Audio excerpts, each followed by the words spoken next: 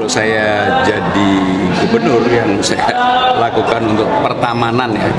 Sekarang ini hampir semua taman di Jakarta itu jam 6 tutup.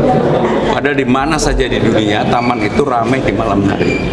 Maka saya akan pasangin lampu, taman dibuka 24 jam dan kemudian juga di taman-taman itu diberikan kesempatan pedagang kaki lima buka tapi harus tertib dan harus betul-betul yang mendapatkan izin dari pemerintah daerah setempat.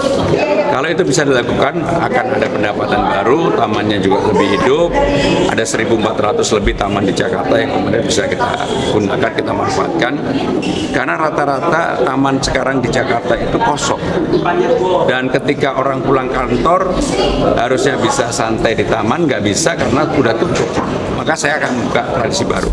Yang berikutnya yang tadi juga saya sampaikan adalah Badan Usaha Milik Daerah Jakarta itu harus mulai dilakukan transparansi kebijakan, maka sebagian akan saya IPO kan supaya kontrol publiknya besar.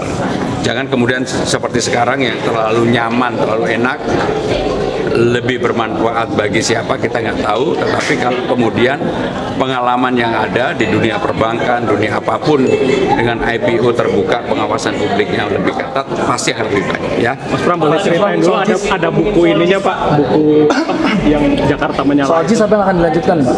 Yang itu tadi tentang infrastrukturnya kita perbaiki, terutama MRT, LRT, KRL-nya juga yang sekarang ini hanya 30 menit sekali, maka KRL-nya dibuat 3-4 menit sekali.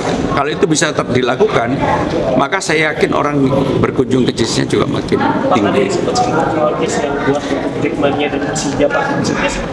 Ya, tuan rumah, termasuk untuk jadi merchandise, kan tergantung Persija.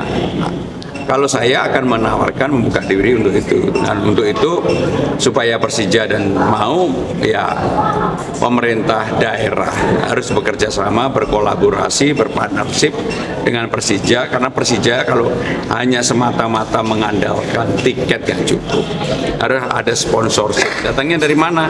Ya perusahaan-perusahaan daerah. Ya. Mas Pram, soal buku Jakarta Menyala itu boleh diceritain dikit Mas, tadi ketemunya sama mahasiswa juga itu gimana? Jadi buku ini betul-betul dari apa yang menjadi perjalanan ketika saya mulai berkampanye.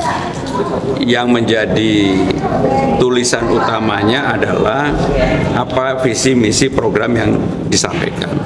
Tetapi juga apa yang kemudian saya dapatkan dari belanja masalah. Jadi itulah yang kemudian disusun buku ini oleh Mas Samsul Ma'arif. Ya, terima kasih. Oke, terima kasih. Terima kasih. Yuk, Mas. Buku ya.